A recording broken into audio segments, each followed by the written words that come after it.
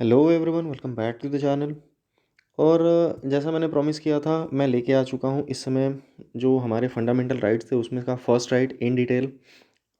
इसमें हम लोग बात करेंगे राइट टू इक्वालिटी की, यानी समानता का अधिकार, जो आर्टिकल 14 से आर्टिकल 18 तक है। बारी बारी से सारे आर्टिकल्स को देख लेंगे और देखने की कोशिश करेंगे कि जो आजकल जैसे लोगों के साथ भेदभाव होते हैं, बहुत सारी ऐसी चीज़ें हैं जैसे कि लिंग को लेकर के भेदभाव भी होता है, लड़का लड़की में बहुत सारा भेदभाव किया जाता है, फिर जातिगत भेदभाव भेदभाव भी होते हैं। तो इस टाइप के डिस्क्रिमिनेशंस कितने सही हैं, या फिर क्या ये लीगली इसके खिलाफ हम लोग कुछ एक्शन ले सकते हैं कि नहीं। तो इसमें सबसे पहला जो राइट आता है वो है राइट टू इक्वालिटी। और एक्चुअली राइट टू इक्वालिटी का फर्स्ट पार्ट जो होता है आर्टिकल 14। तो आर्टिकल 14 की बात करें तो आर्टिकल 14 अपने पास यहाँ पर है। क्या इसमें लिखा है? इंग्लिश वाला वर्जन में लेके चलूँगा, हिंदी में एक्सप्लेन कर दूंगा। आर्टिकल 14 में लिखा है क्या? जो ये बोल्ड लेटर्स है ना, इक्वालिटी बिफोर लॉ, हमें इसी पे फोकस करना है। ये कहता है कि जो भी लोग हैं, भारत के जो भी लोग हैं, भारतीय बॉर्डर के अंदर, मीन्स हमारे देश के अंदर जो भी व्यक्ति है, उसको कानून के नज़रों में समान रखा जाएगा। कोई इसमें ये नहीं है कि कोई बहुत ज़्यादा अमीर है, अब अंबानी जी हैं, उन्होंने कोई मर्डर कर दिया, और एक गरीब है, उसने कोई मर्डर कर दिया। तो ऐसा नहीं है कि अंबानी जी बहुत अमीर हैं, बहुत पैसा है, तो ये जो है कानून की नज़रों में इनका मर्डर जो है वो छोटा मर्डर होगा, और जो गरीब आदमी है उसका मर्डर बड़ा मर्डर होगा। ऐसा कुछ नहीं है। अगर वो साबित हो जाता है तो इनको भी उतनी सज़ा होनी है, और इस गरीब इंसान को भी उतनी ही सज़ा होनी है। तो एक तो ये हो गया एंगल कि अमीरी गरीब से मतलब नहीं है। दूसरी चीज़, कोई पर्टिकुलर कास्ट का व्यक्ति है उससे भी मतलब नहीं है, किसी पर्टिकुलर रिलीजन का व्यक्ति है उससे भी कोई फ़र्क नहीं पड़ने वाला है कानून को। कानून को बस इस बात से मतलब है कि क्या आपने वो गुनाह किया है कि नहीं, बस। इसके अलावा आप कौन से जेंडर के हैं, कौन से कास्ट के हैं, या फिर किस रिलीजन से बिलोंग करते हैं, ये मैटर नहीं करता। कानून की नज़रों में हर कोई जो है वो बराबर माना जाएगा। इक्वालिटी बिफोर लॉ, कानून के सामने सब कोई बराबर है। ये आर्टिकल 14 है, अनुच्छेद 14। नेक्स्ट बात करें, ये एक बहुत ही बड़ा रिप्रेजेंटेशन है। यहाँ पर यही दिखाने की कोशिश की है कि एक बहुत कमज़ोर सा व्यक्ति है और एक बहुत भारी सा है, लेकिन दोनों ही कानून की नज़रों में क्या है? इक्वल है। बिल्कुल सही। शायद इसने वड़ा पाव ज़्यादा खा लिया है, कोई बात नहीं, और इसने लिट्टी खा लिया है। खैर, नेक्स्ट देखते हैं। तो नेक्स्ट जो अपने पास आर्टिकल है वो है आर्टिकल 15। अब इसको समझो, ये वो आर्टिकल है, इसको हम लोग बहुत ब्रॉड लेवल पे लेके जा सकते हैं, पर अभी हम लोग उतना डिटेल में जाएंगे नहीं, क्योंकि हमें बेसिक आइडिया ही लेना है। तो बात करें अनुच्छेद 15 में क्या लिखा है कि prohibition of discrimination on the grounds of religion, race, caste, sex और place of birth. It means कि किसी भी व्यक्ति के साथ किसी प्रकार का भेदभाव नहीं होगा। किन चीज़ों के आधार पे भेदभाव नहीं होगा? तो ये वो चीज़ें हैं, क्या क्या है? रिलीजन, धर्म के आधार पे। रेस, यहाँ जो वर्ड यूज़ किया गया है, इस रेस का मतलब क्या होता है? इस रेस का मतलब होता है कलर। कलर का मतलब कौन सा कलर? स्किन का कलर, यानी कोई भी गोरा है, कोई काला है, तो या तो मान लो ब्लैक कोई है, कोई फेयर स्किन का है, कोई सांवला है। तो ऐसा नहीं है कि गोरे लोगों को बहुत ज़्यादा ऐसा मान लिया जाएगा कि भगवान के स्वरूप हैं, और काले लोग जो हैं वो उनका कोई वैल्यू ही नहीं है। तो किसी का स्किन के कलर के आधार पे कोई भेदभाव किसी के साथ नहीं किया जाएगा। दूसरा, रिलीजन, किसी धर्म के हिसाब से भेदभाव नहीं किया जाएगा। ऐसा नहीं है कि किसी पर्टिकुलर धर्म के हैं तो उनको कानून छूट दे देगा, या फिर उसको हम लोग नीचा कह सकते हैं। कोई भी धर्म हो, उस धर्म के फॉलोअर्स को, किसी भी धर्म के फॉलोअर्स हों, वो सभी लोग समान हैं, सभी को अपने धर्म को फॉलो करने का अधिकार रहता है। तो इसके आधार पर कोई भेदभाव नहीं होगा। रेस, उनके स्किन के कलर के आधार पर कोई भेदभाव नहीं होगा। कोई डिस्क्रिमिनेशन नहीं होगा। कास्ट, किस जाति से बिलोंग करते हैं, ये एक बहुत बड़ा मैटर था कि एक पर्टिकुलर जाति को लोग कहते थे कि तुम नीच जाति के हो, छोटी जाति के हो, तुम बड़े जाति के हो, तुम मिडिल जाति के हो। तो ये वाला सिस्टम भी हमने ख़त्म कर दिया है। कॉन्स्टिट्यूशन में फंडामेंटल राइट दे रखा है कि किसी के साथ किसी टाइप का कोई भी कास्ट से रिलेटेड डिस्क्रिमिनेशन नहीं किया जाएगा। नेक्स्ट, सेक्स, यानी कि जेंडर। तो यहाँ पर या तो वो इंसान कोई मेल हो या फीमेल हो, या फिर ट्रांसजेंडर भी हो, ट्रांसजेंडर भी हो, किसी के साथ किसी टाइप का कोई डिस्क्रिमिनेशन नहीं किया जाएगा। यहाँ पर सभी को इक्वल माना जाएगा। ऐसा नहीं है कि मेल ज़्यादा कैपेबल हैं, फीमेल्स कम कैपेबल हैं, ट्रांसजेंडर जो हैं उनको रहने का अधिकार ही नहीं है, ऐसा कुछ नहीं है। यहाँ पर सभी को, male equals to female equals to transgender, सभी को एक बराबर एक लेवल पर रखा गया है। नेक्स्ट बात की जाए प्लेस ऑफ बर्थ, ये भी ज़रूरी है। अब ये थोड़ा सा कॉम्प्लेक्स हो जाता है। तो मान लो कोई है, वो राजघराने में जन्म ले लिया, महल में, तो ऐसा नहीं है कि वो राजकुमार है, ऐसा बिल्कुल नहीं है। और ऐसा कोई है जो कहीं खेत में किसी का जन्म हो रहा है, तो वहाँ पर ऐसा नहीं कि उसको कह दे कि नहीं तुम तो ऐसे ही कहीं पे भी जन्म ले लिए। इट मीन्स किसी व्यक्ति के जन्म स्थल को लेकर के भी कोई डिस्क्रिमिनेशन नहीं किया जा सकता कि मैं इतने रईस जगह पे मेरा जन्म हुआ है तो मैं स्पेशल हूँ, और मैं इतना ज़्यादा ख़राब जगह पे जन्म हुआ है तो मैं स्पेशल नहीं हूँ। तो प्लेस ऑफ बर्थ भी यहाँ पे मैटर नहीं करता। ठीक है, आर्टिकल 15 में हमारे पास इतना ही है। दूसरा क्या है कि अपने पास ये एक बहुत बेहतरीन फ़ोटो यहाँ पे कुछ शो करने की कोशिश की गई, देख सकते हैं सबका पहनावा अलग है, रूप रंग सबका अलग है, बावजूद इसके क्या है, नो डिस्क्रिमिनेशन, भेदभाव नहीं होना चाहिए इनके बीच में। यूनिटी इट्स स्ट्रेंथ, हमारे यहाँ बोलते हैं ना, एकता में शक्ति है, ये वही वाली एकता है। तो इंडिया के अंदर कोई भी रिलीजन हो, कोई भी कास्ट हो, सबको एक साथ मिलकर रहना चाहिए, सबको एक समान रहना चाहिए। अभी बात करेंगे थोड़ा सा इसमें। और दूसरा चीज़ क्या है कि नेक्स्ट जो आर्टिकल आता है वो आता है आर्टिकल 16, अनुच्छेद 16। ठीक है भाई, 16, हाँ 16। तो आर्टिकल 16 में क्या है कि इसमें अलग अलग क्लॉजेस हैं। यहाँ 16.1 है, 16.2, 16.3, ऐसे करके इसमें एक और भी है, उस पर बात करेंगे। पर ये मेन 16 क्या है वो हम देख लेते हैं। There shall be equal opportunity for all citizens in matters relating to employment और appointment to any office under the state. यहाँ ये वर्ड जो है ना, अंडर द स्टेट, और ये वर्ड एम्प्लॉयमेंट और अपॉइंटमेंट, मतलब इसका ये हुआ कि जो भी हम लोग सरकारी नौकरी की तैयारी करते हैं, सका नहीं, सरकारी गवर्नमेंट जॉब, तो ऐसे में क्या होता है कि देखते हो कोई अगर फॉर्म आया, मान लो कि 100 जगह खाली है, 100 पोस्ट खाली है, तो इस फॉर्म में ऐसा नहीं होता कि किसी को कह दे कि तुम इस कास्ट के हो तो फॉर्म नहीं भर सकते, तुम इस रिलीजन के हो तो फॉर्म नहीं भर सकते, ऐसा किसी को नहीं कहा जाता। वहाँ पर हर कोई व्यक्ति जो है उसको अपॉर्चुनिटी मिलती है, यानी मौका मिलता है कि फॉर्म भर सकते हैं और वो जॉब ले सकते हैं अगर उस काबिल हैं तो। अपने आप को साबित करो, एग्ज़ाम दो, काबिल हो, ले लो।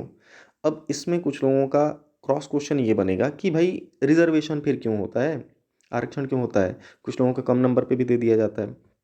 तो वो जो मैटर है ना, वो मैटर हमारे इतिहास की वजह से ऐसा बना पड़ा है। इसके लिए यहाँ पर आर्टिकल 16 सब क्लॉज 4A करके दिया हुआ है, उसी में लिखा गया था कि nothing in this article shall prevent the state from making any provision for reservation in the matter of promotion to any class और क्लासेस। इसके बाद of post in services under the state in favor of SCs and STs which in the opinion of the state are not adequately represented under the state। इस पूरे से पूरे के paragraph का मतलब क्या हुआ, सीधा सीधा कि जो उसमें अभी हमने पढ़ा ना कि सभी को बराबरी का अधिकार है, कि कोई भी अगर कह सकते हो कि जॉब वगैरह आ रही है या फिर कॉलेजेस में एडमिशन होने हैं, तो वहाँ पर सभी को बराबर मौका दिया जाएगा। तो ऐसा क्यों होता है कि कुछ एक पर्टिकुलर कैटेगरी है, जैसे एससी हो गए या एसटीज़ हो गए या फिर ओबीसीज हो गए, अब तो ईडब्ल्यूएस भी आ गया है, इनको स्पेशल उसमें छूट क्यों दी जाती है। तो यहाँ पर इस मैटर को क्लियर कर दिया गया है सीधा सीधा। अगर स्टेट को लगता है, यानी स्टेट को, स्टेट यहाँ पे कौन है, राज्य नहीं, जो सरकार होता है हमारे यहाँ उसी को स्टेट कह लेते हैं सीधा सीधा। तो स्टेट एग्जाम्पल अगर लें, एग्जाम्पल नहीं, अगर क्लियर करना हो तो देखो, नॉर्मल लैंग्वेज में हम लोग स्टेट जो पढ़ते हैं ना, ये स्टेट का मतलब होता है राज्य, यानी उत्तर प्रदेश, मध्य प्रदेश, इस टाइप का। बट जब भी हम कॉन्स्टिट्यूशन में ये वर्ड लिखेंगे स्टेट, इसका मतलब इसका पूरा मीनिंग जो होगा वो हो जाएगा कंट्री एज अ होल। ठीक है, ये एक फ़र्क है। तो जो हमारे राज्य हैं उनको कॉन्स्टिट्यूशन में क्या लिखा गया है, तो राज्यों को, जैसे यूपी है तो उसको प्रोविंस लिखा गया है। ठीक है, जहाँ पर भी स्टेट लिखा गया होगा वहाँ पूरे देश को माना जाएगा। ये एक थोड़ा सा इसमें डिफरेंस है। यहाँ पे सीधा सीधा लिख गया है कि अगर जो हमारा देश है वहाँ पर जाहिर सी बात है गवर्नमेंट ही रहेगा। अगर ऐसा लगता है कि कोई एक सेक्शन ऑफ सोसाइटी जैसे एससीज या एसटीज, उनका किसी भी एरिया में, किसी फील्ड में प्रॉपर रिप्रेजेंटेशन नहीं हो रहा है, मान लो जैसे रेलवे में जॉब है, और रेलवे में जॉब्स में हमने देखा कि पर्टिकुलर कास्ट के लोग ज़्यादा यहाँ पे हैं, और एससीज और या एसटीज़ या ओबीसीज कोई भी हो, उनकी रिप्रेजेंटेशन यहाँ पे कम है, मतलब वो लोग कम नौकरी पाते हैं। उसके अलग अलग कारण हो सकते हैं, हो सकता है ये गरीब हो सकता है कि इनको वो मौका नहीं मिला हो, पीछे इनके दादा परदादा जो हैं वो पढ़े लिखे नहीं हो। तो ऐसे में हम चाहते हैं कि हमारे समाज के सारे हिस्से एक लेवल पे आ जाएँ, तो इसके वजह से हमने रिज़र्वेशन का इंट्रोडक्शन कर दिया। यानी जो आगे जा चुके हैं उनको तो कहा कि ठीक है आप आगे बढ़ते रहिए, लेकिन जो लोग पीछे रह गए उनको हमने कहा कि चलो हम तुमको थोड़ा-सा सीढ़ी लगा देते हैं कि तुम इस लेवल पे आ जाओ। तो जिस दिन ये बैलेंस हो जाएगा, कुछ लोगों का क्वेश्चन ये भी होगा कि रिज़र्वेशन सही है कि नहीं है? देखो, रिज़र्वेशन अभी के लिए सही है, पर जिस दिन जो लोग हैं इनके बीच में प्रॉपर इक्वालिटी आ जाती है, जैसे कास्ट के कोई मैटर नहीं होगा, फिर इकोनॉमी यानी पैसे के रिलेटेड भी कोई ऐसा दिक्कत नहीं होगा कि कोई गरीब है कोई अमीर है, बहुत बड़ा डिफरेंस ना क्रिएट हो, लोगों के बीच में कास्ट या रिलीजन को लेकर भी कोई डिफरेंस ना हो, तो ऐसे केस में रिजर्वेशन को हटा देना ही बेटर होगा। बट अभी के लिए ये होता हुआ नहीं दिख रहा है। पॉलिटिकल पार्टीज़ हैं, नेता वगैरह हैं, ये अपने फ़ायदे के लिए लोगों को आपस में कास्ट कास्ट के नाम पे या रिलीजन के नाम पे बांटते रहते हैं। तो ये मैटर है रिजर्वेशन का, और इसीलिए रिजर्वेशन इंट्रोड्यूस किया गया है हमारे कॉन्स्टिट्यूशन के अंदर।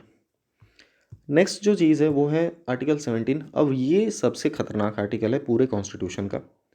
इसलिए खतरनाक है कि जितने भी अभी हमने पढ़े, उसमें मैं एक चीज़ बताना तो भूल ही गया। जो आर्टिकल 14 हमने पढ़ा था ना, तो कानून की नज़रों में सब बराबर, लेकिन एक बात हमें ये पता होनी चाहिए कि जो प्रेसिडेंट होता है, राष्ट्रपति जो होता है, इसके लिए स्पेशल कह सकते हो कि इसके ऊपर कोई कानून लागू होता ही नहीं है। राष्ट्रपति और राज्यपाल, गवर्नर, इनके ऊपर किसी टाइप का कोई कानून लागू नहीं होता, इनके ऊपर केस वेस नहीं चलाया जा सकता। तो देखो, यहाँ ये एक्सेप्शन बन गए। बाकी सब कानून की नज़रों में बराबर हैं, पर प्रेसिडेंट जो है वो कानून की दायरे से ही बाहर है। और इसी तरीके से जो दूसरा उसके बाद आर्टिकल 15 आया, तो आर्टिकल 15 में भी क्या था कि वहाँ तो डिस्क्रिमिनेशन किसी भी हाल में करना नहीं था। बाकी जो आर्टिकल 16 आया, अपॉर्चुनिटी वाला, सबको एम्प्लॉयमेंट मिलनी चाहिए प्रॉपर तरीके से, तो उसमें भी हमने रिजर्वेशन कर दिया। तो कहीं ना कहीं छोटे छोटे एक्सेप्शंस तो हमने डाल रखे हैं हर आर्टिकल में कॉन्स्टिट्यूशन के। पर आर्टिकल 17 इकलौता ऐसा आर्टिकल है जिसमें कोई एक्सेप्शन ही नहीं है। एबॉलिशन ऑफ अनटचेबिलिटी, इसका मतलब ये हुआ कि जो अनटचेबिलिटी है, छुआछूत, पहले के ज़माने में क्या होता था, जो एक पर्टिकुलर कास्ट थी, तो उस कास्ट वाले लोगों को ऐसा माना जाता था कि काफ़ी हीन है, काफ़ी वो नीच है, और उनके हाथ का छुआ हम पानी भी नहीं पिएंगे, और ऐसे लोगों को अनटचेबल माना जाता था, अछूता। तो हमने आर्टिकल 17 में सीधा सीधा लिख दिया है कि इसको एबॉलिश किया जाता है, पूरी तरीके से समाप्त समाप्त किया जाता है। And it's practice in any form is forbidden. अगर कोई ये छुआछूत प्रैक्टिस करते हुए पाया गया, यानी कोई व्यक्ति है वो उस कास्ट का है और कोई दूसरे कास्ट का है, और वो इसको कह दे कि तुम जो है तुम नीच हो, तुम अछूते हो, तुम्हारे हाथ का हम पानी नहीं पियेंगे, तो ये बहुत बड़ा गुनाह हो जाएगा, और इसके लिए सीधा सीधा उसको जेल भी हो जाएगी, जो भी कहेगा। तो ये एक एब्सोल्यूट आर्टिकल है जिसमें कोई एक्सेप्शन ही नहीं है। ठीक है। हिंदी में देखना चाहे तो ये है कि जो अस्पृश्यता है उसको समाप्त किया जाता है। नेक्स्ट लास्ट आर्टिकल है अपने पास, वो है आर्टिकल 18। आर्टिकल 18 में क्या है कि अगर इसको हम लोग सीधा सीधा लिखें ना, तो ये होता है abolition of titles. Abolition of titles, इसका मतलब ये हुआ कि जो अधिकार हैं, अधिकार बोल रहे हैं, टाइटल्स यानी जो पद हैं, जन्म से कुछ पद मिलते हैं लोगों को, कुछ पद लोग कमा लेते हैं।